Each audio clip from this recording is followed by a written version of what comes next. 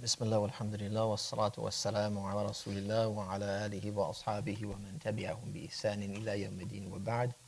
Assalamu alaikum wa rahmatullahi wa barakatuh.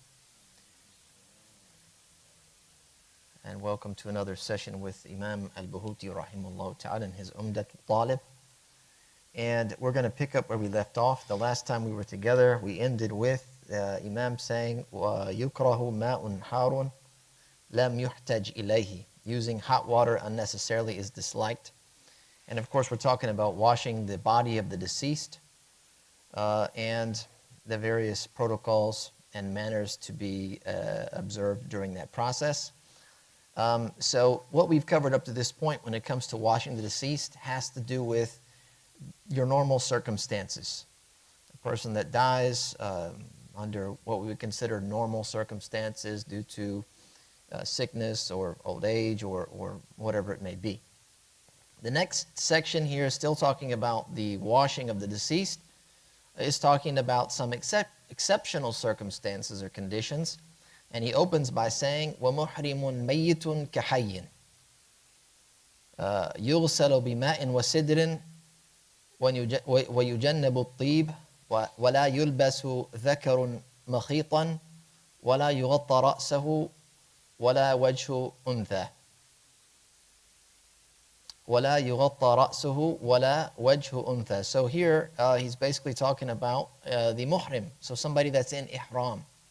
If they passed away while they're in ihram, whether they're making hajj or umrah, okay, and that's something that is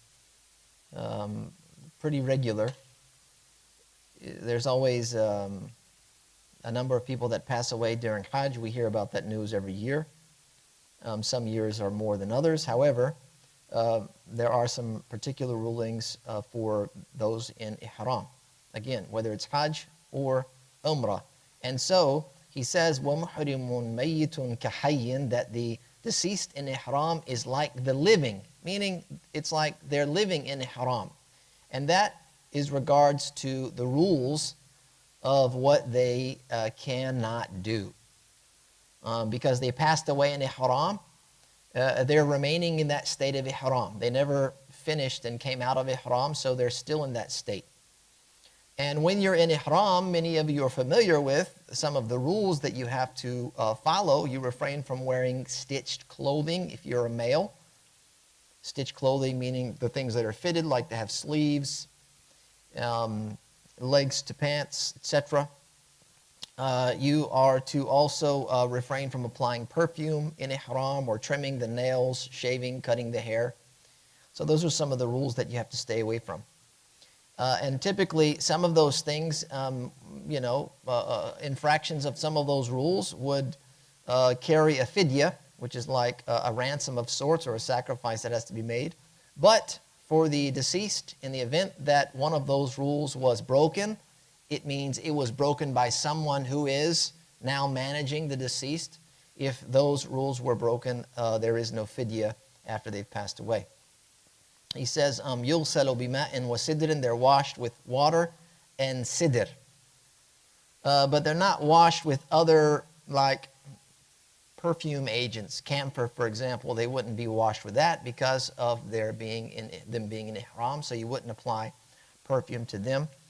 As he says here, using perfume should be avoided. وَيُجَنَّبُ الطِّيبَ. And this, of course, is avoided in all cases. He says a male should neither be dressed in fitted clothing nor have his head covered.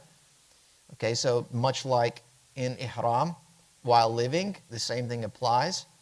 And we'll talk about shortly shrouding, their option of wearing clothing or dressing the deceased in clothing and burying them in that clothing.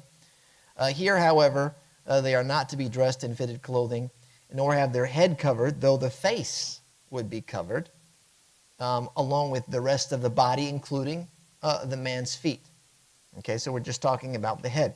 A woman should not have her face covered, as you may well be aware of during ihram. The woman's face should not be covered.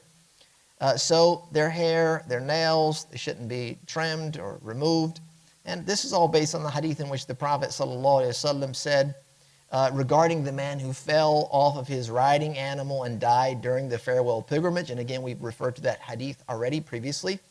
He said, wash him with sidr, wash him with water and sidr, shroud him in his 2 garments, and do not apply burial perfume, and do not cover his head, for he will be resurrected on Yawm al-Qiyamah making the talbiyah.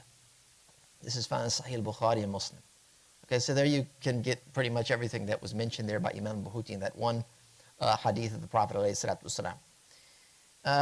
Another thing to be noted about someone in Ihram, they're not to be carried to Arafah if they died before that. That is, if, let's complete their Hajj for them. So you wouldn't take the deceased and now carry them to Arafah. And they would not be carried around the Kaaba. Like, let's make tawaf with the body now as if we're going to conclude the rites and rituals for them.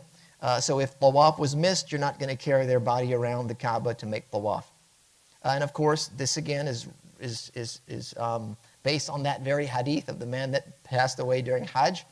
None of those rites or rituals were completed for him in that manner. So none of that was performed. And of course, the Prophet ﷺ being there, if it was obligatory, he would have certainly had them perform that. The next situation has to do with the martyr. He says, وَلَا يُغَسَّلُ شَهِيدُ مَعْرَكَةً وَمَقْتُولٌ ظُلْمًا. So 2 types or 2 categories here. The martyr killed on the battlefield. And this is by the hands of the enemy. Okay, so it's different if a person died by their own hands on the battlefield, accidentally. Like they hit themselves with their own weapon, or it recoiled and hit them, or something of that nature. We're talking about the shaheed that was killed by enemy hands. Or someone who's murdered, dhulman.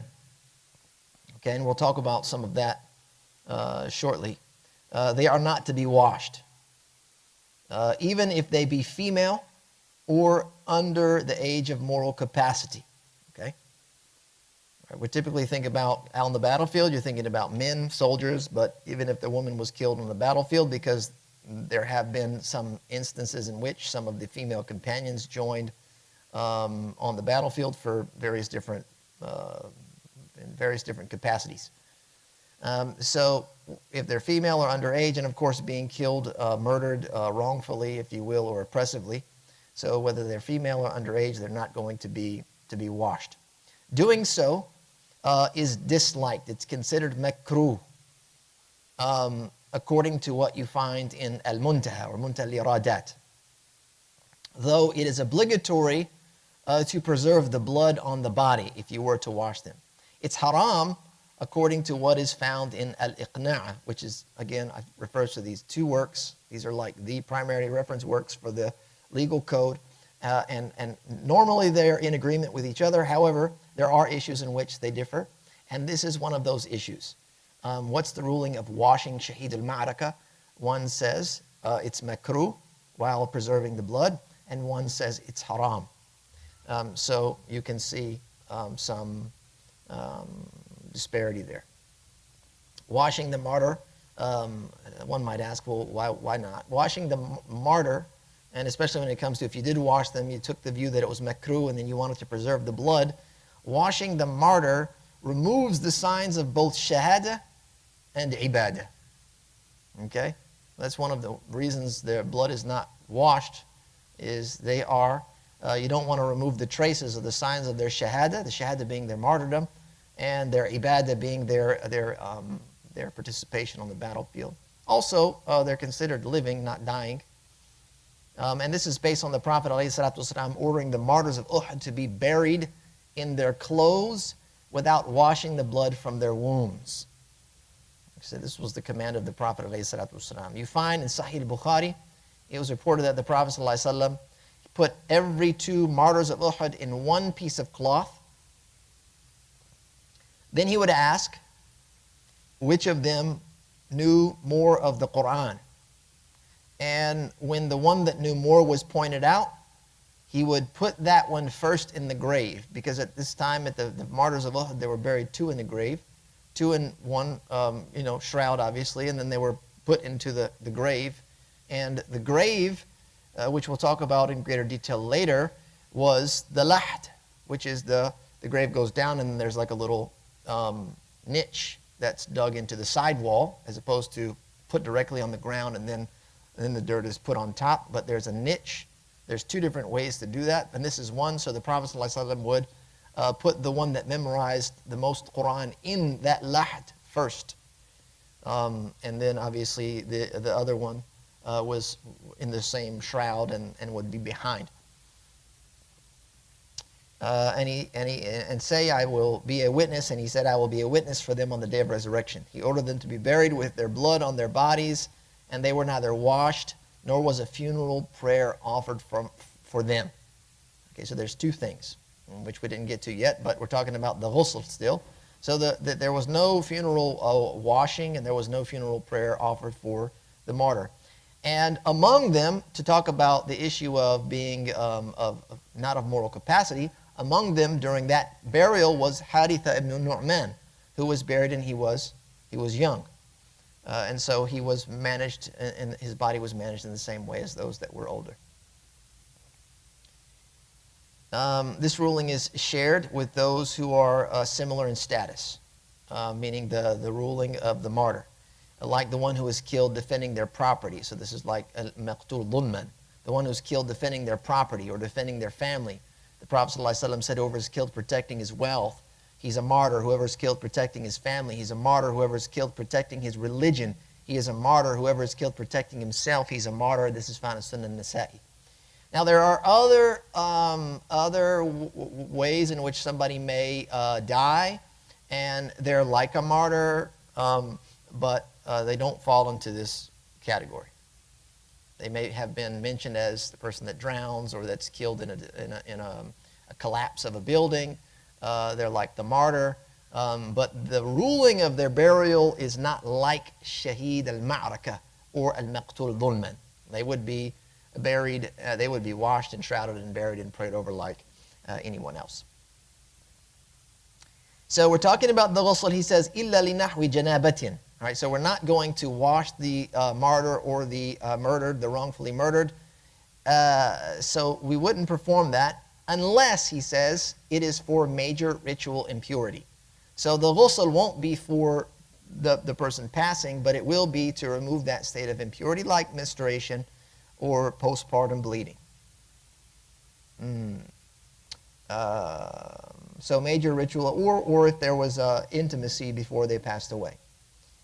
So the washing is to remove that state, and it's done once. There's one ghusl that's performed. And this was done for Handala, radiyallahu anhu. And the ghusl of Handala was performed by the angels, and this was noted by the Prophet ﷺ. And he said, your companion is being washed by the angels. He asked his wife, the Prophet ﷺ asked the wife of Handala, why that would be the case. And she answered, saying that he responded to the call to mobilize, meaning the soldiers were mobilized. He responded to that call while he was in a state of major impurity, meaning he had been with his wife. And he left immediately to join the army. And then he was martyred in the battlefield, not having the time to make a ghusl to remove that state of impurity from him. And so then the Prophet ﷺ said that for this reason, the angels are washing him. Though we're not going to make a ghusl, the body of the martyr, etc., must be cleaned of other impurities. We're not talking about blood, we're talking about other types of impurities. If the impurity cannot be washed off without removing the blood, this is a principle here. So if you're going to clean the body, and in order to remove the other impurity that might be on the body, in order to get that off, you have to remove some blood, then precedence is given to repel an evil over procuring benefit. That's the principle. Repelling an evil is given precedence over procuring benefit. And the evil here would be the impurity. To remove the impurity is given precedence over preserving the blood of the martyr.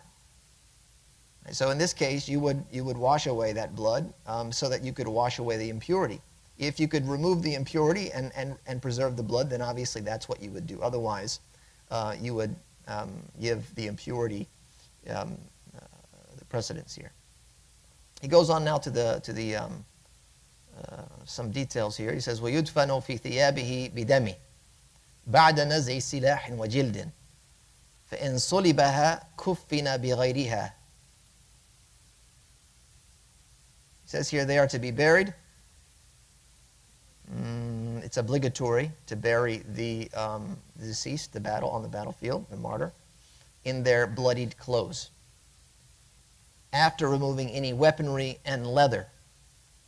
So they might have like leather armor, they might have leather, like you could have a belt for your, weapon, or you might have some other leather items on you. There might be furs as well that should be removed because they're similar to the leathers here. And this includes things like the khuf. So if they're wearing the leather khuf, then you would remove that. You wouldn't bury them in that, as opposed to the regular clothing that they're wearing. Those things would be removed. The Prophet ﷺ commanded that those killed at Uhud should be stripped of iron and skins. Iron meaning hadid, which is like what the weaponry is, or if there's, something else, armor of sorts or whatever. And skins is the leather. And he said that they're to be buried in their clothing without having the blood washed off. This is found in Sunnah Abi Dawud and Ibn Majah, this hadith. If they are removed, they are to be shrouded in something else, meaning the clothes. If the clothes are removed, maybe the clothes were taken off of the body.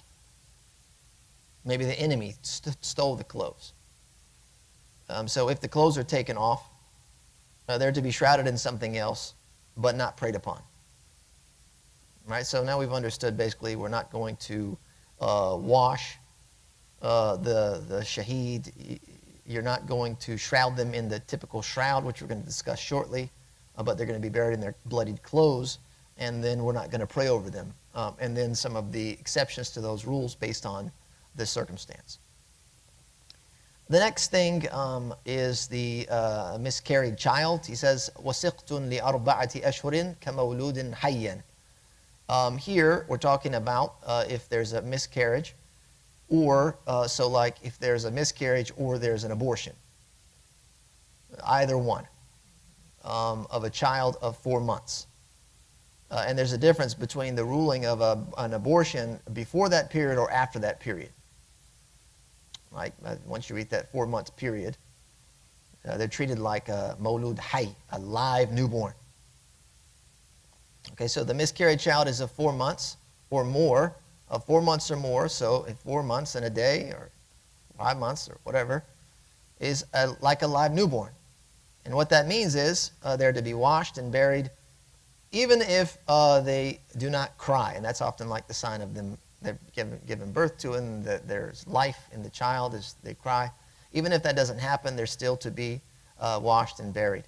The Prophet ﷺ, he said, the miscarried child must be prayed upon, and its parents prayed for to receive rahmah and maghfirah, forgiveness.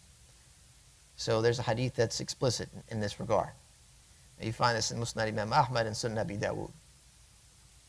It's also recommended for the child that there's a miscarriage, similar to this ruling here, in that they're treated like newborns, alive newborns, is that you're to give them a name. They're to be named, even if they were birthed before the 4 month period, because the deceased will be called by their name. And so they would have a name to be called upon. And if the gender is unknown, okay, for the newborn, or I should say for the miscarried child, if the gender is unknown, then they're to be given a name that's suitable for both male and female, like Talha, that can be used for male or female, or Hibatullah, that one you can use for either male or female. Okay, so that's another category of person. The next one, he says, وَمَنْ تَعَذَّرَ غُسْلُهُ يُمِّمُ وَعَلَى غَاسِلٍ سَتْرُ شَرٍ. So here he says, if ghusl cannot be performed for some reason, and I know that there was somebody that had this question in the beginning, if ghusl cannot be performed for some reason, there could be numerous reasons. There could be due to the lack of water. There's not enough water. Or they have severe burns on their body, or leprosy, or they've been cut apart into pieces. Tayammum is made. in place of using water. If a partial ghusl can be made, it must be done. Right? If you can make, like if there's severe burns and you're not going to wash a certain part of that body, but you can wash another part of it, then you would wash the other part, and then you would make tayammum for the part that couldn't be washed. And he says, وَعَلَى غَاسِلٍ سَتْرُ شَرٍ, that the washer must conceal anything unfavorable. And that means anything unfavorable found on the deceased. And I hinted at this earlier, like the deceased has a darkened, blackened face, or there's a deformity on the body. So the one that's washing would conceal that, it wouldn't go and reveal that, because a person may assume something. This is su'al khatima, for example. He has a darkened face. The person might think su'al khatima, so the person must have been bad. It is, however, so you would conceal that. It is, however, recommended that they publicize anything favorable that they may have noticed.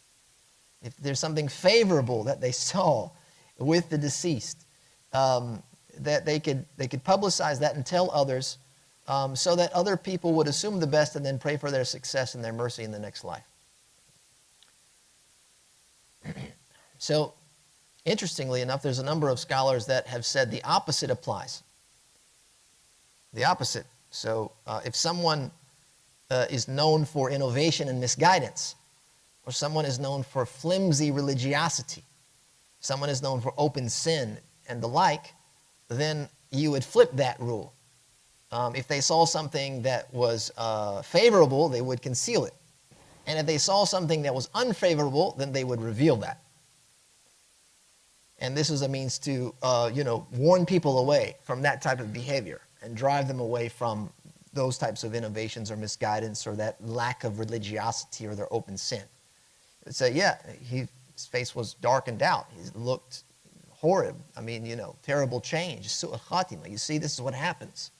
When you do like this, you end up like this, as opposed to the other way. When you see somebody that's righteous and pious, or at least that's what's apparent, then you would say, look, their face, it was like their face was glowing. It looked like, if that's what you notice, you're not going to lie. But if you saw something like that, then it would be a way to encourage others to live a similar life.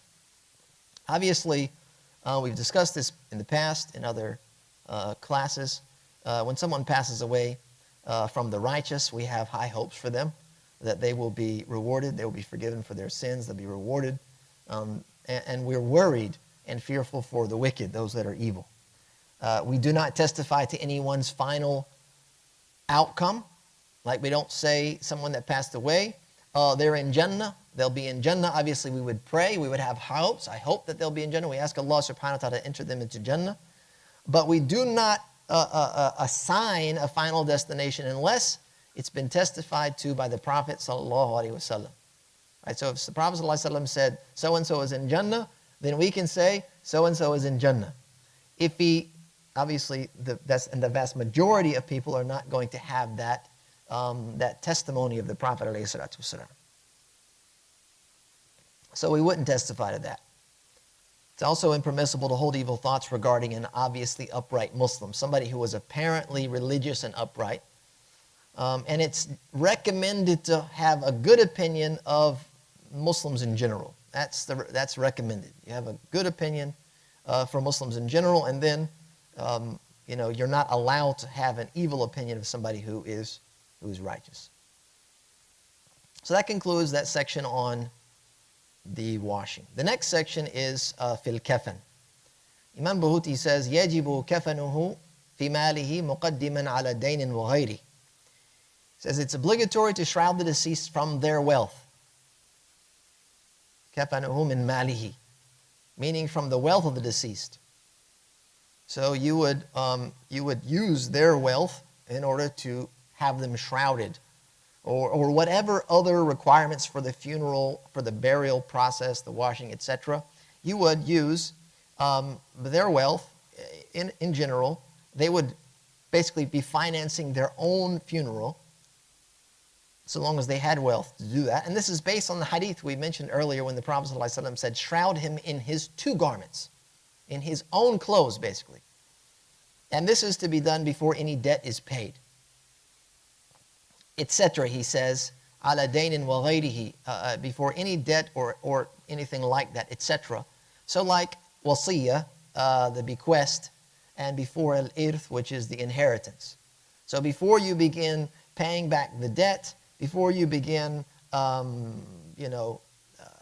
dividing his estate or her estate and giving it as he dictated or she dictated as a bequest, and before you begin giving the money out to through the inheritance laws, you're going to take from their wealth what is sufficient enough to manage this process.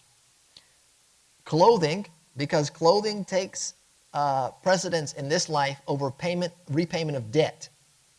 Right? So you're clothing yourself before you're paying off your debts. Right? You're not going to give the person the shirt off your back to repay your debt. You're going to stay clothed. And because that's what you would do in this life, that's what would be done in the next. And so the kafan is like the clothing of the deceased. So that would take precedence over repaying the debt.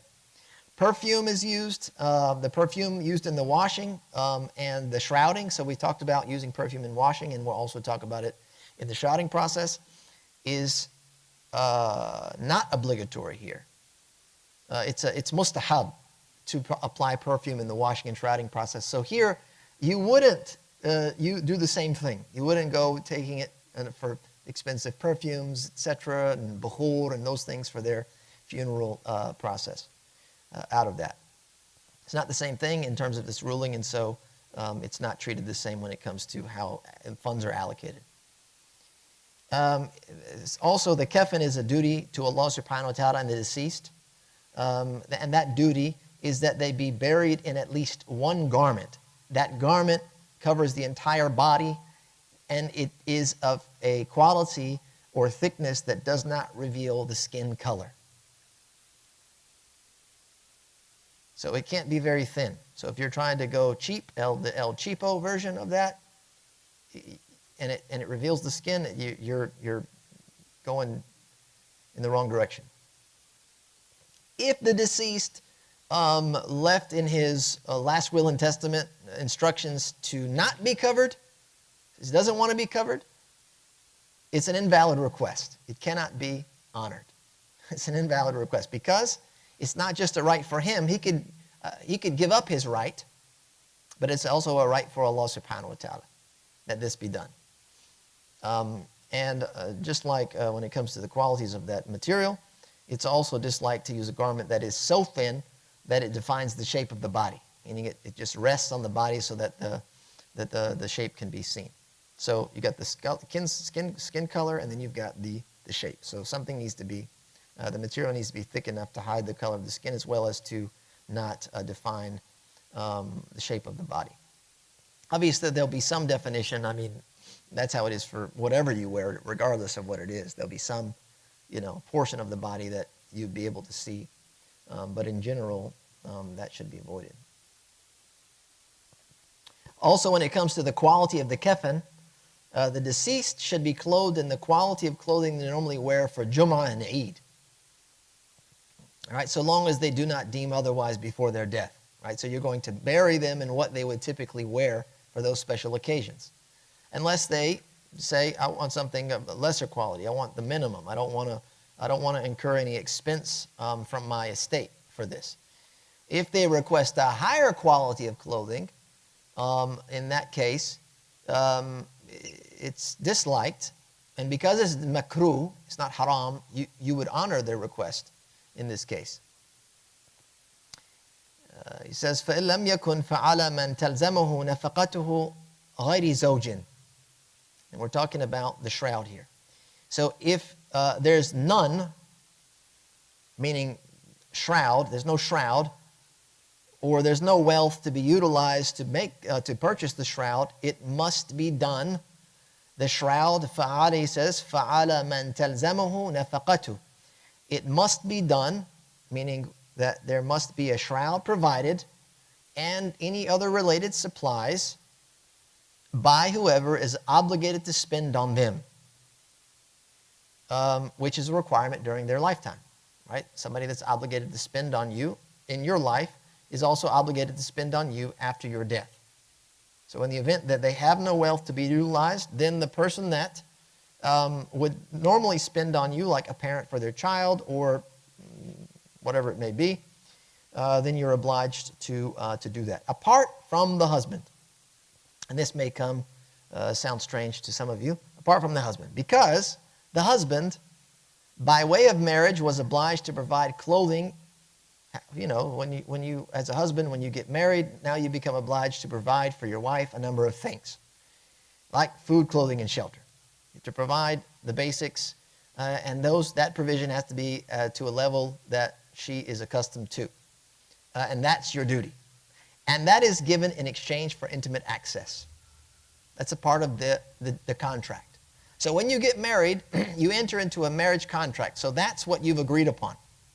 The man, as the husband, is going to provide food, clothing, and shelter, and the woman is going to provide intimate access. It's not a business deal where the husband is now a business partner to his wife. So whatever estate or money or job or career the husband has, now the woman is a 50% share owner in all of that. That's not the type of contract that you've signed. That's another contract we'll talk about when we get to those contracts in Islam. Right? So the marriage contract is one thing. Business contracts and arrangements are another thing. You can be married and be business partners, but typically when we get married, we don't become business partners. We just become life partners. All right? So anyway, so the husband, by way of marriage, has a certain obligation towards his wife in exchange for intimate access. That's her obligation. And because the marriage is over at death, the obligation ceases to exist. We talked about the relationship between the husband and wife. Some things are still there in terms of you being able to wash the body, though it's not the preference that the husband wash the wife or the wife wash the husband. The preference is another man does that. Obviously, the man could request or instruct that his wife be the one to wash him, and vice versa.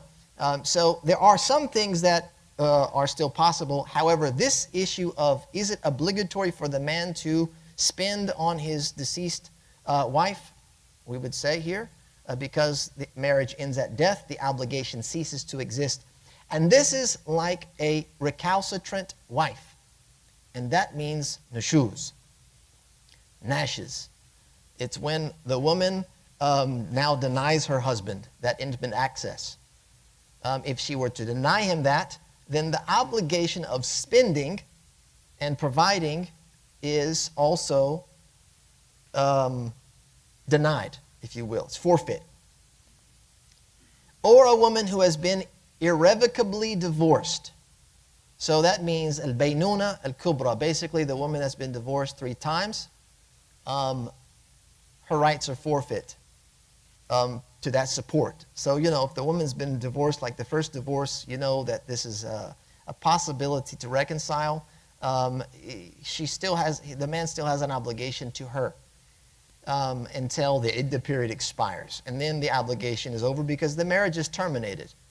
But if it's that third one and the woman is still observing the iddah period, there is no possibility to reconcile and the marriage is over. And so the obligation of spending now is over as well. And so that is some of the details when it comes to who's obliged to pay for these funeral proceedings. After that, he says, ثُمَّ مِنْ بَيْتِ الْمَالِ. After that, if they have no resources, meaning those who are obliged to spend on them, if they have no resources to pay, then it's to be paid for by the public treasury. Of course, that means if they were Muslim that passed away, the public treasury of the Muslims, Bayt al-Mal of the Muslims, they would pay for the shrouding, and they're provided a single shroud because that's what fulfills the obligation. So it's coming out of public money, and it will basically cover what's necessary and not beyond that. If the public treasury has no funds, he says, ثُمَّ عَلَى غَنِيٍّ عَلِمَ بِهِ. If the public treasury has no funds, or the public treasury doesn't exist, like our circumstances, where we don't have a public treasury, We don't have access to these types of funds. It must be paid by the wealthy who knew them. Someone who was capable of paying and knew them, knew of the death. And if someone knows that there will be no one else to do it, then they're obliged to do it. Because no one's going to take care of this poor person. So I'm the only one left to do it, and it becomes an obligation for them to do that. He goes on and he says, وَسُنَّ تَكْفِينُ رَجُلٍ فِي ثَلَاثِ لَفَائِفٍ بِيضٍ مِنْ قُطْنٍ. Here he says, وَسُنَّ تَكْفِينُ رَجُلٍ فِي ثَلَاثِ لَفَائِفٍ بِيضٍ مِنْ قُطْنٍ. It's recommended to shroud a man with 3 white cotton shrouds.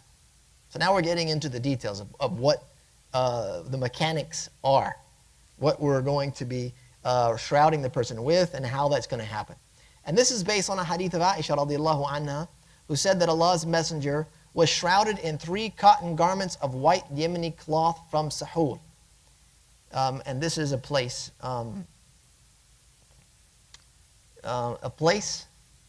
that the cloth was woven, or it's the place from which it was exported. Sahul. So like I said, it's either it was where it was made or it was exported. And among that, if you see, she says, among which was neither a shirt or a qamis or a turban. This hadith is found in Al-Bukhari Muslim. And this hadith of Aisha is considered the most authentic hadith in regards to the topic, meaning what the Prophet was buried in. And Aisha, of course, being the most intimate person of the Prophet ﷺ's life, and in that, especially in that scenario, he passed away in her lap, in her house, and was buried. He was washed and shrouded and buried there. She would know best as to what the details were. And so this hadith is employed by the majority of the companions in terms of what should happen, and as well as the scholars that came after them until this very day. So three shrouds. Using more than 3 is considered disliked. 4, 5, and 6, because it's a waste. Right? The obligation is 1, and what's recommended is 3. It's preferred that the deceased be shrouded by the same person who's preferred to wash them. If you remember that, we talked about the order of people who are to wash the deceased, and the person that's going to do the shrouding should be the same person. Though they can appoint someone to do it, it's best if they manage it themselves, meaning the person that should do it, they can appoint somebody to do it for them, but it's better they handle it on their own.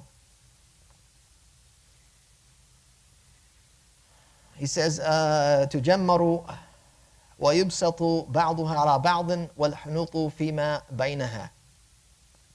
So again, we're going to talk about the perfuming portion of this, and that means this is going to remove the muhrim from this discussion. So as long as they're not muhrim in ihram, the shrouds are to be fumed with fragrance, like bukhur. Okay? And this is done after they're spritzed with rose water, or something like that, so that the fragrance will adhere to the shroud better. And they are laid on top of each other. Okay, so now we're laying out the shrouds. They're laid on top of each other. 1, 2, and then 3, laid out. And the largest and the best, the highest quality one, is to be put down first. And this will be the outer shroud. And this is because, similar to how you would dress in this life, you put your best outside. Right? You're wearing a couple of layers often. We're wearing more than 1 layer. Typically, the best layer is outside. I don't wear my good shirt and then I put my undershirt on top of it. That might be, some people might do that, but that's not typical, right? You wear the good shirt, my button-up shirt is on with the collar. I don't then put my white t-shirt on top of that. The white t-shirt goes underneath, and then the button-up shirt goes on top of it, or whatever it may be.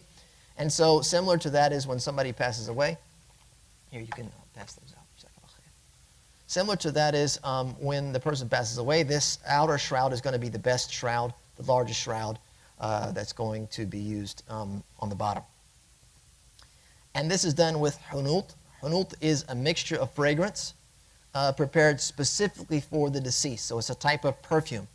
And the perfume is placed, is applied between the 3 shrouds. So the first shroud goes down, and then this perfume is applied, and then the second shroud goes down, and then the perfume is applied, and then the third shroud goes down. So it's not applied to the bottom or to the top, the part where people would see, nor the part where the body would come in contact with. It's basically between them. It's a mixture of fragrances that's prepared specifically for the deceased. He says, وَيُضَعُ عَلَيْهَا مُسْتَلْقِيًا. Basically, the deceased is to be laid on top of those shrouds. So all 3 shrouds are put down, and then the deceased is put down on top of those 3 shrouds. It's not done one, and then the deceased is put, and then now you got to put the second one, and then you got to put the third one. The deceased is put on top of all 3 of them, so that you're not moving the body unnecessarily. It says, وَيُضَعُ عَلَيْهَا. He's placed upon them, مُسْتَلْقِيًا. وَيُجْعَلُ قُطْنٌ مُحَنَّطٌ بَيْنَ أَلْيَتَيْهِ وَيُشَدُّ عَلَيْهِ بِخِرْقَةٍ مَشْقُوقَةِ الطَّرْفِ تُجْمَعُ أَلْيَتَيْهِ وَمُثَانَتَهُ وَعَلَى مَنَافِذِ وَجْهِهِ وَمَوَاضِعِ سُجُودِهِ. So then there are some other things that are going to happen before the shrouds are closed. He says that a hanut, laced cotton, again, that's that fragrance that's been used already on the shrouds, is placed between their backside and secured with a diaper-like cloth. This is like cotton briefs. Okay? So there's some cotton that's placed basically in their private area to prevent something from coming out or holding it there. And then what would be like cotton briefs are put on to hold that in place. And the cotton briefs are tight so that it draws their bladder and buttocks together so that nothing comes out, or that if there's any odor, it's kind of concealed and kept at bay. And then you take more of that same cotton that's been laced with hanut, the fragrance, and it's placed on their facial orifices, meaning on their eyes, their nostrils, their ears, on their mouth, so that nothing will go inside. There will be no mosquitoes or anything that would go in there. And also it's placed on any open wounds that the body may have. You're going to place that cotton there that has the fragrance on there. And then, as well, the locations of prostration, like, as you know, the knees, their hands, their forehead, and their nose, and the tips of their feet.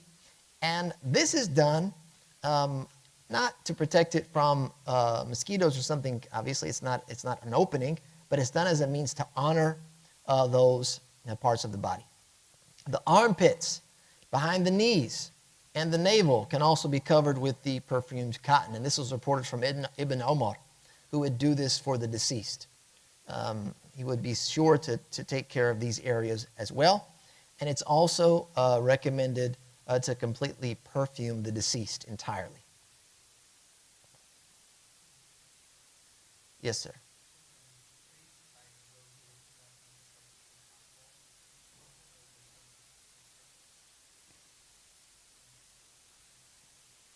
Yeah, cotton. Maybe like loose cotton, or, like not gauze, but what you would wrap under the gauze. They have these long things of cotton, rolls of cotton. You can use that type of material. He says, وَيُلَفُّ فِيهَا وَيُجْعَلُ أَكْثَرُ فَاضِلِ كَفَنٍ عِنْدَ رَأْسِهِ. And then the deceased, they're wrapped. يُلَفُّ فِيهَا, they're wrapped inside of the shrouds. And this is done by drawing the left side of the first shroud over the right side of their body.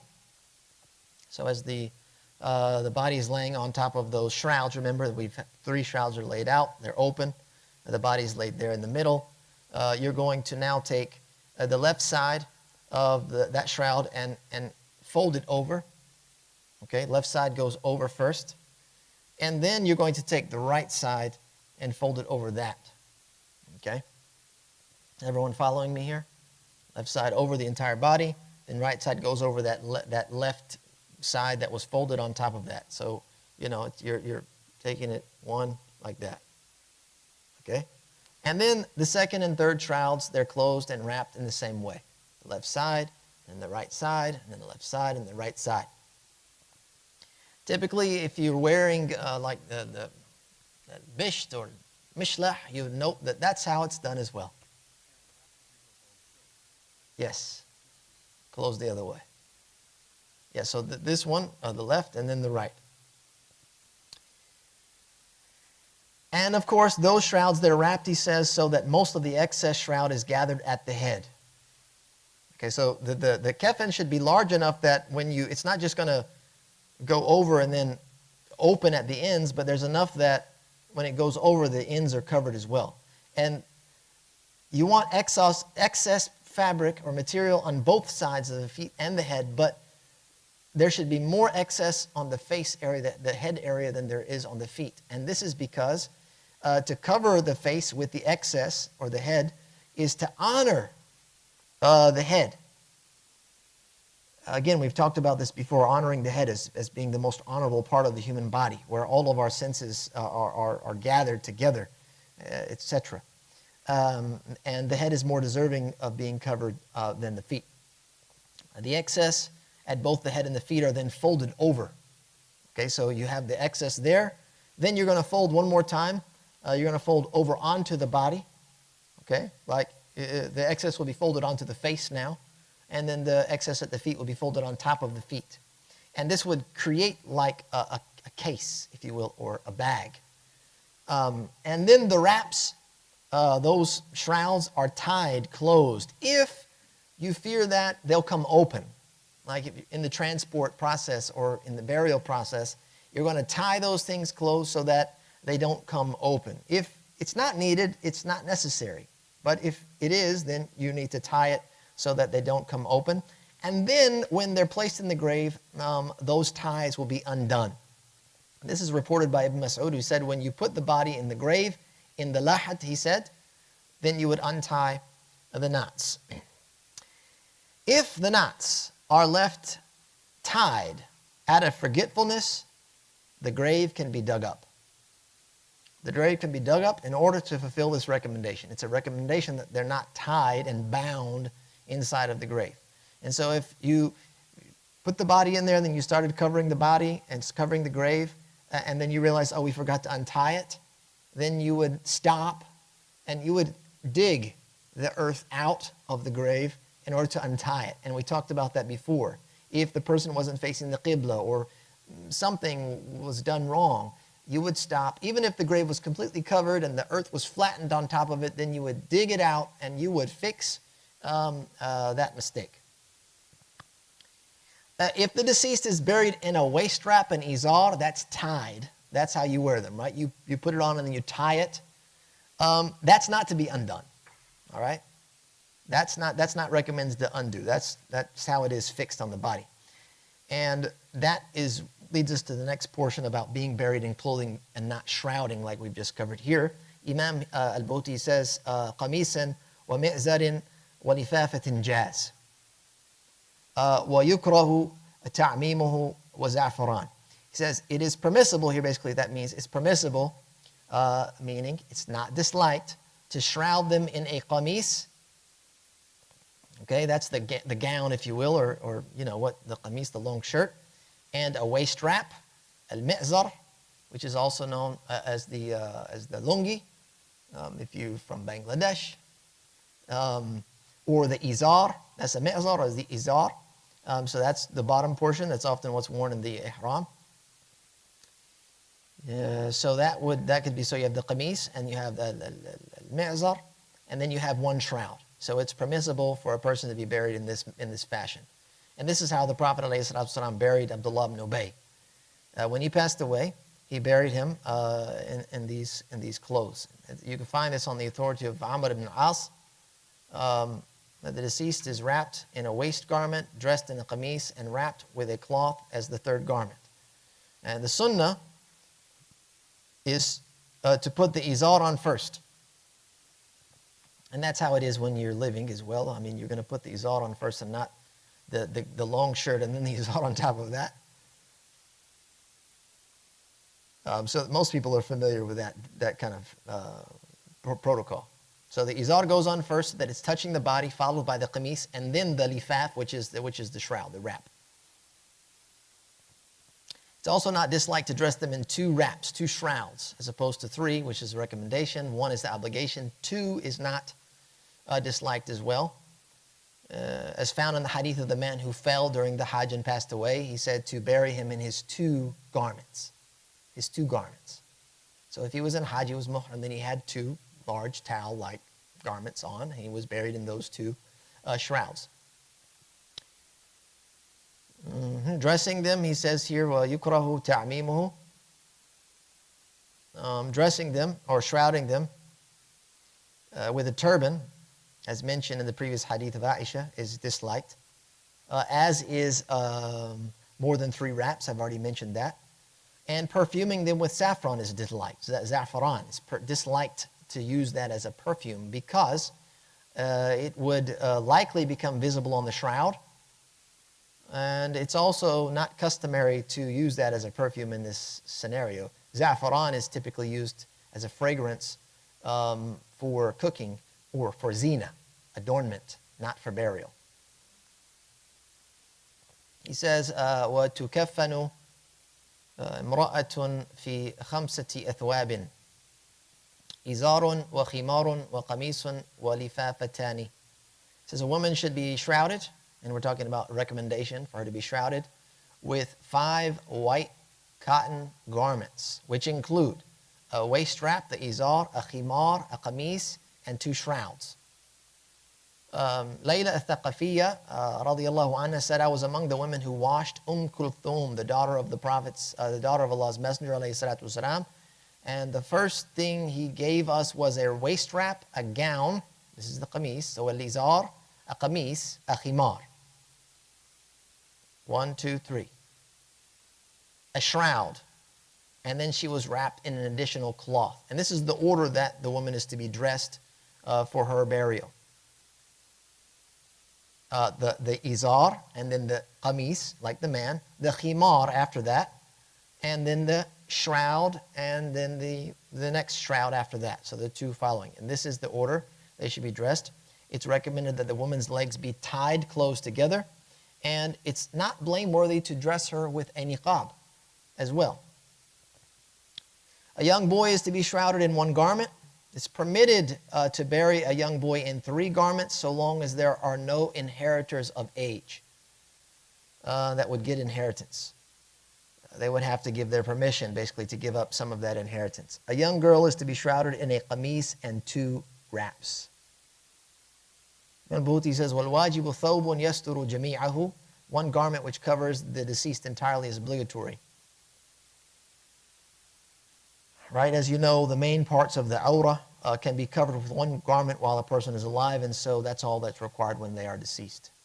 It says, وَيَحْرُمُ بِحَرِيرٍ وَلَا يُجْبَى كَفَنٌ لِعَدَمٍ إِنْ أَمْكَنَ سَتْرُهُ بِحَشِيشٍ وَنَحْوِهِ. It says shrouding with silk is impermissible.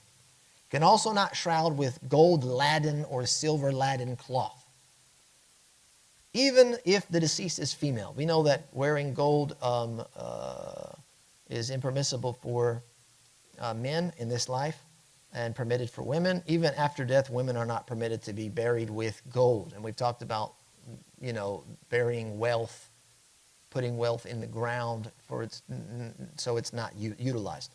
So you're not going to bury them with such things. Those items, like gold and silver, gold in particular, and silk for women, are things that are permitted for them in this life as forms of beautification, zina, and things which cause arousal. And so after they've passed away, there is no arousal, there's no zina to be observed. Okay, so that's another one of the reasonings behind not burying them in such things. Shrouds should not be shared by wrapping more than 1 person in a single shroud due to their unavailability if something else could be used to cover them, like grass or leaves. We talked about the Prophet ﷺ burying the martyrs 2 in 1 shroud and putting them in 1 grave. So in the event that there's something else that can cover them, then you should not do that. But obviously the case of the Prophet ﷺ was there was nothing available to cover them, And so they were wrapped in one garment and put in one grave. And if there is something like grass or leaves or something that can cover them, then you cover them with that. Right? The objective here is to fulfill the obligation and avoid any indignity. Right? You want to give the person dignity in their death. Of course, again, to reiterate the point, if it's not possible to cover them in something else, then multiple bodies can be shrouded in one shroud. As many bodies that can fit in it, they must be shrouded together. So it's not limited to just two. The Prophet ﷺ put two in there because there was an availability of shrouding to go around. But if there's not, then you would fit as many bodies in the shroud as possible and then bury them together in that shroud, even if it's one. Then, we're talking about unusual circumstances here. A usual circumstance is that you have the availability of the shrouds and material, and if you do, the bier, which is the thing that the body's carried on, should also be covered. Because this is astur. It's more concealing to now cover that thing that's being carried on. And you cover them with a white shroud. It's disliked to use any other color. Okay? Disliked. Not haram, so if it does happen, then okay. But it's disliked. And it's impermissible to do so with silk or gold or silver Latin cloth. So you wouldn't cover them, cover over that bier, the transport device, with those types of things. How are we doing on time? You good? Okay. All right, so that covers the basics of shrouding. Is everyone clear on the shrouding? All right, the next chapter is Faslun fi Salati al-Mayyit. This is the funeral prayer. It's a communal obligation of the funeral prayer, with the exception of the martyr on the battlefield or the oppressively killed or murdered. It's a communal obligation. It's fulfilled with the prayer of one person of moral capacity, whether they're male or female. Remember this point. The communal obligation, fardu kifaya, is fulfilled with one person of moral capacity. This fardu kifaya here, not all of them, because there are some that are not to be done by women. But here, this one has to be fulfilled. It is fulfilled with one person of moral capacity, meaning mukallaf.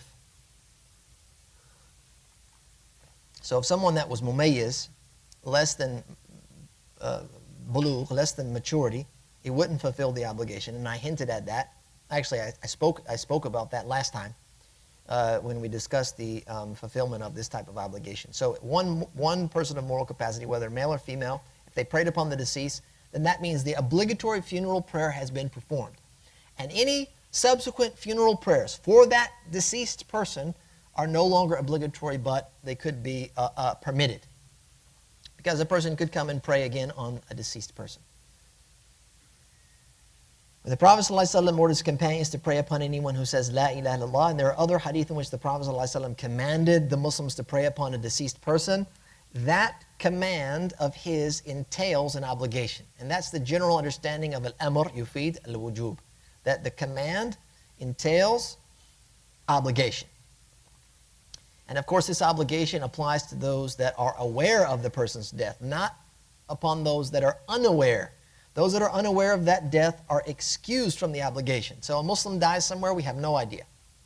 We're not obliged. We're excused from that obligation. But those that do know, that are around there, they're obliged to fulfill this particular communal obligation. Funeral prayer is recommended to be prayed in congregation, though it's fulfilled, the obligation is fulfilled with one person. It's recommended to be prayed in congregation, with the exception of the Prophet ﷺ. The Prophet ﷺ was not prayed upon in a congregation. Right? But after that, since the time of the Prophet ﷺ and his companions, the Muslims in all the lands have been praying the funeral prayer in congregation since then until now. The Prophet, as we know, was prayed upon individually, and this was done out of honor and respect for him, so that there was no imam over him. He was the imam that led prayer. There was not an imam that led him in prayer or led prayer for him. And so this was also the Prophet's request, by the way, before he passed away. And so how the prayer was performed was that the men would come into the house and they would pray one at a time. And then the women would come into the house and they would pray upon him one at a time. And then the youngsters were permitted to go in the house and pray upon him one at a time. That was for the Prophet ﷺ. As for everyone else, the congregation is recommended. And when you're forming a congregation, it's recommended that the rows number at least 3. There's at least 3 rows. Even if they don't complete the entire space in the prayer area, that you fashion the people into 3 rows, at least. وَيَقِفُ إِمَامٌ عِنْدَ صَدْرِ رَجُلٍ وَوَسَطِ امْرَأَةٍ نَدْبًا. It's recommended that the imam stand alone at the chest, stand alone, not more people with him, stand alone at the chest of a man, i.e. a male, rajulin, or it could be just a male. It might not be a man, it might be a youngster. The chest of a man, i.e. a male, or it could be somebody identified as a different gender. But if they were male, biologically male, they would be treated as such. And that's how it goes in Islam in general, right? We don't have that whole dialogue, discourse going on in our community. And the waist of a woman. So the imam is going to stand at the waist of a woman, meaning a female. Again, he would stand at the waist of a female. So this is based on the companions, I should say, based on the companions' consensus, the most deserving to lead the prayer is the person they appoint. If the person appoints somebody to lead their funeral prayer, then they're most deserving to lead the funeral prayer, so long as they're upright. We're talking about adl, right? They are upright, they're of some level of religiosity, some caliber of righteousness. And you find this, again, this is from the consensus of the companions, and you can see Abu Bakr as-Siddiq instructed that Umar ibn Khattab pray over him, Umar instructed that Suhaib pray over him, Salama instructed that Sa'id ibn Zayd pray over her, Aisha radiallahu anha instructed that Abu Hurairah pray over her, and there are other reports of some of the companions doing giving similar instructions. After that, in terms of the order of who prays over the person, if we're talking about bondservants, then the master Sayyid is more deserving to pray over their deceased bondservant. As Sultan, the leader of the people, has the right to pray, and that's in general, or his representative. If he appoints somebody to handle the funeral prayers, then that person is responsible and has the right. After that is the local authority, which is al-qadi. So whoever is appointed as the judge for communities, they are deserving. Then the most deserving to wash the deceased. We've talked about those people in their order, followed by the husband after the male relatives have been exhausted. So after those that washed, you would exhaust all of the male relatives of that, if it was a woman, and then the husband could lead the prayer at the end there, the tail end there.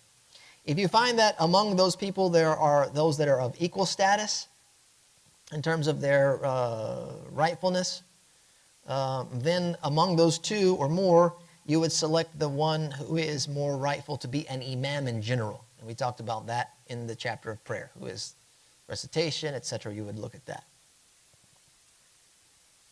If someone prays over the deceased without permission from the wali, so they just led the funeral prayer, and they didn't go through that process of who should be doing it, the prayer is valid. Right? The obligation is fulfilled. The idea is to pray for them, to make dua for them. And so that's done. And the infraction here is minor in nature, and so it doesn't invalidate the prayer. But the wali, if they so choose, can pray again, can repeat the prayer over the deceased. If the wali of the deceased prays behind the imam, even if they didn't go through that whole selection process, by simply praying behind the imam, it's a form of permission. It's a form of permission. That he did it, I prayed behind him. It's a silent permission that's been granted, and nothing is lost in that case. If there are more than one person to pray over, so in the event that you have multiple bodies, and while that's not commonplace in our communities, it is commonplace in the Muslim world, where there could be multiple funerals that are being taking place at the same time. So what do you do with the bodies? How do you arrange them? Right, so we just talked about who's going to lead the prayer. Now, how are you going to place those bodies? The bodies should be lined up Number one, such that their heads are located where they should be in relation to the imam's standing's position or the waist of a woman, right? So the bodies are going to be lined up one after the other in front of the imam.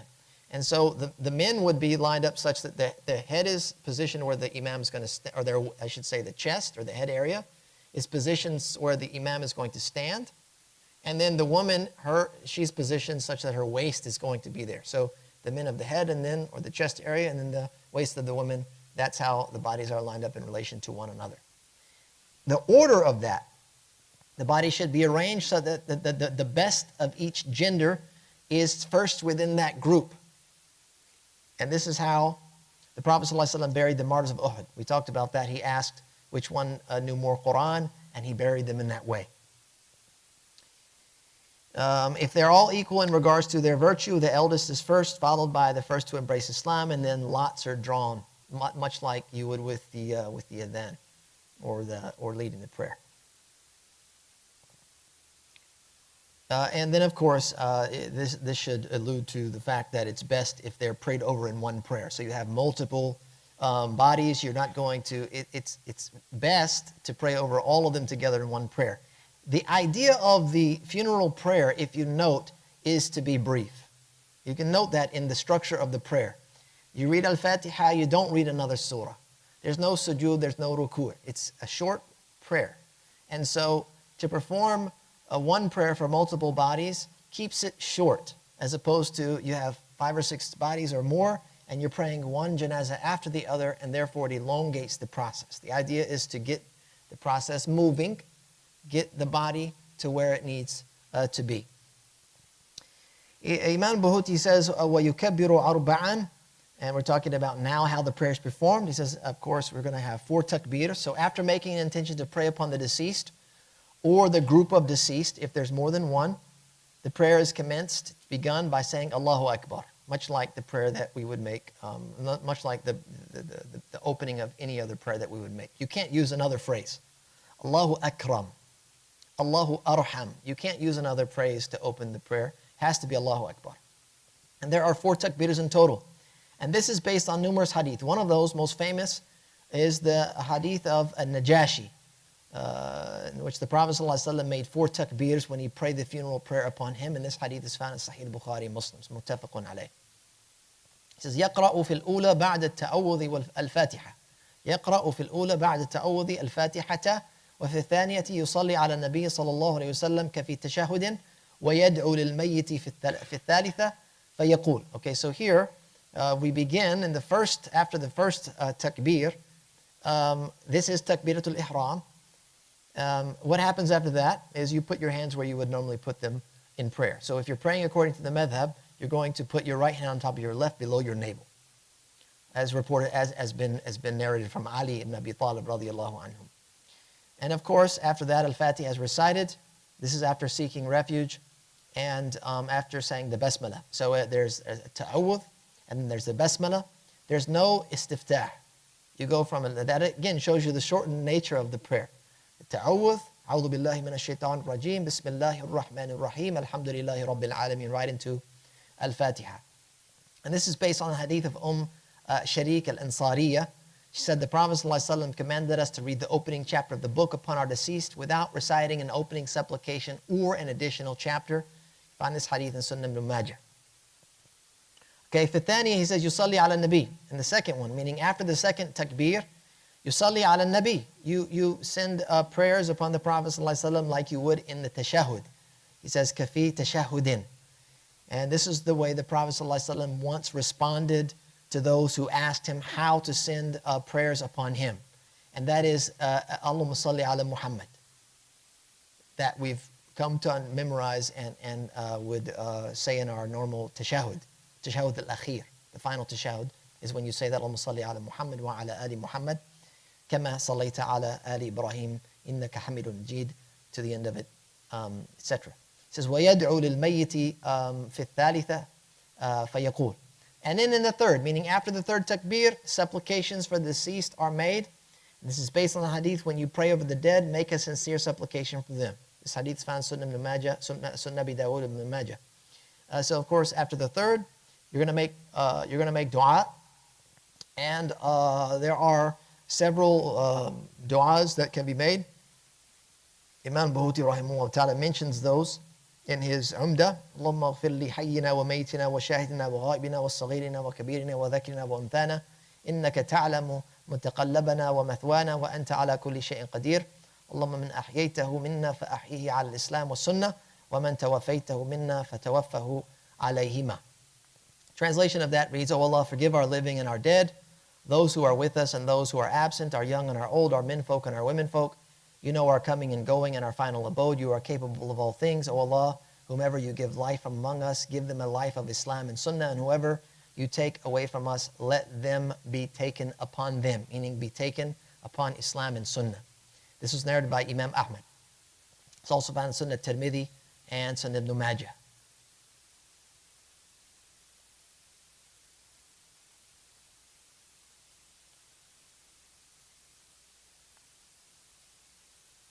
Just lost my place. Okay.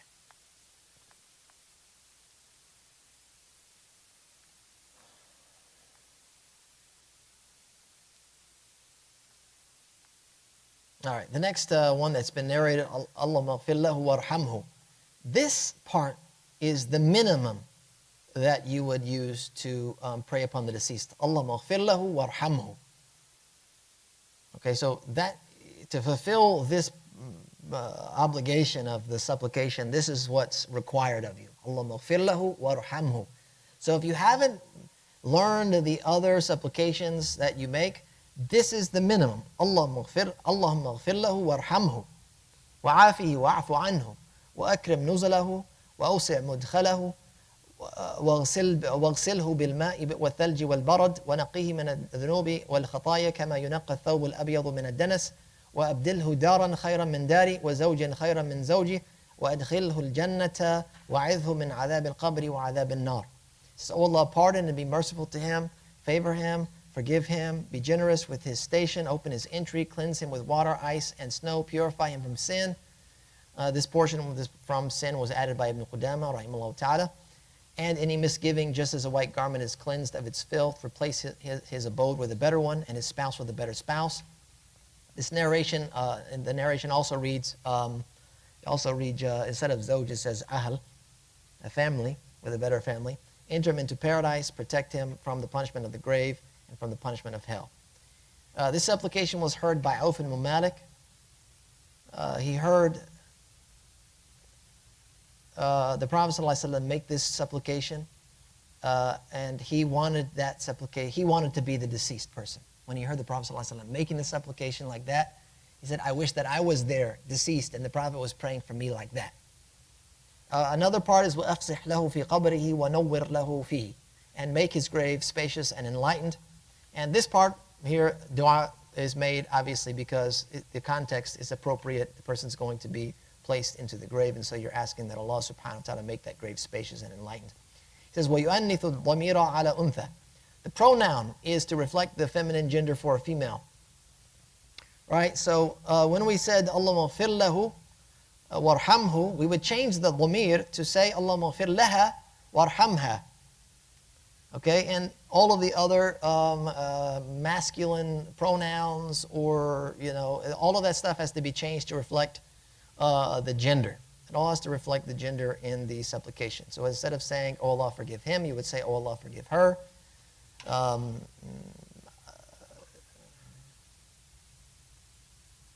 And then another thing, there's a section in the dua here we mentioned. It's been reported. It says when he says, "وَأَبْدِلْهُ دَارًا خَيْرًا مِنْ دَارِي وَزَوْجًا خَيْرًا مِنْ زَوْجِي." This part wouldn't be read for a woman. You would say, "أَبْدِلْهُ دَارًا خَيْرًا مِنْ دَارِي," and you wouldn't say وَزَوْجًا خَيْرًا مِنْ زَوْجِي or زَوْجِهَا خَيْرًا مِنْ زَوْجِهَا. You would omit this section for the woman, that her husband would be replaced with a better husband. Right? Her husband will be her husband in Jannah, inshallah. So that part would be omitted.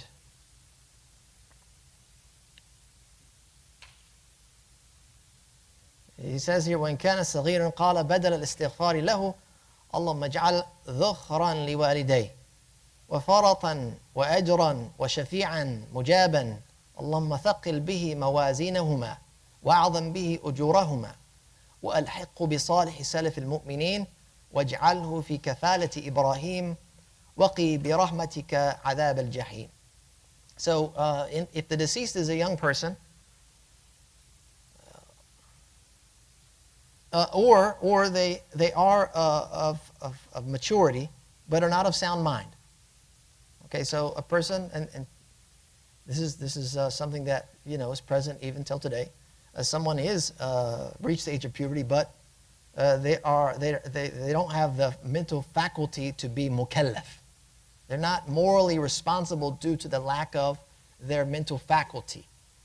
I remember we talked about that as being one of the fundamental components of being morally responsible, whereas you're held accountable for your deeds. If a person is lacking that mental capacity, then they're not held accountable. And because they're not held accountable, instead of seeking forgiveness for them, because they're not sinful in nature, the person praying says, "Oh Allah, make them a treasure and excess for their parents." And of course, this is regardless if they passed away during the lifetime of their parents or not. So obviously, the child could pass away while their parents are still living. Typically, it's the other way around. So this dua is made regardless of that case. Also, the dua says, "A reward and an answered intercession. May the child be an intercession for the parents. O Allah, make them heavy on their parents' scale and the magnification of their reward. Join them with the righteous predecessors of the believers in the care of Ibrahim by your mercy or your rahmah. Save them from the torments of hell." This is based on a hadith of Al-Mughira ibn Shu'bah. He said that the miscarried child is prayed over and supplication is made for their parents to be forgiven and shown mercy. So this gives you the idea of why that supplication is changed there. You find this in the Musnad Imam Ahmad.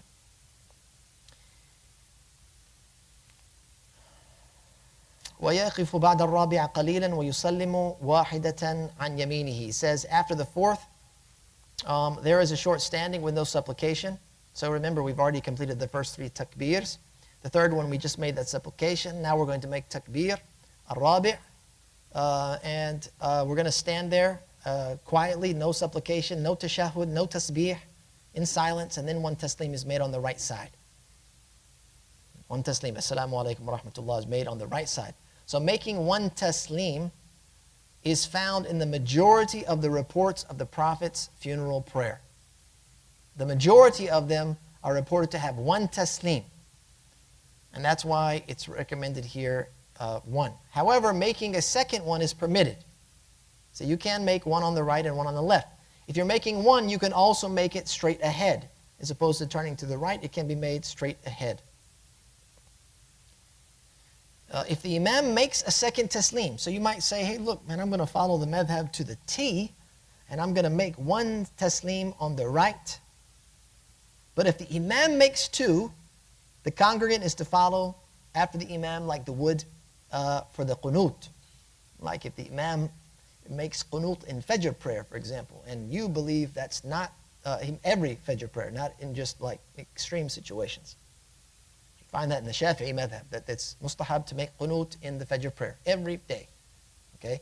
And you're going to say, well, I don't follow that madhab, but in the madhab, this madhab, if the imam does that, you have to follow that imam, right? Because it's mustahab in their madhab. And you're following after the imam, and it's not something, even they consider it bid'ah. It's something that is, it's light, it's easy. So here, you would follow the imam if you made 2 taslims during the funeral prayer. It's also recommended that the congregation remain standing until the body is taken away. وَيَرْفَعُ يَدَيْهِ مَعَ كُلِّ تَكْبِيرَةٍ. They're going to raise both their hands for every takbir, as we mentioned for the Eid prayer, according to the madhab, as well as where you place the hands, etc. And that's where we'll wrap up for today. We'll pick up here, inshallah, next time we meet. And next session should be our last session. Jazakallah khair wa sallallahu wa sallam ala nabiyyina Muhammad wa akhiru da'wana.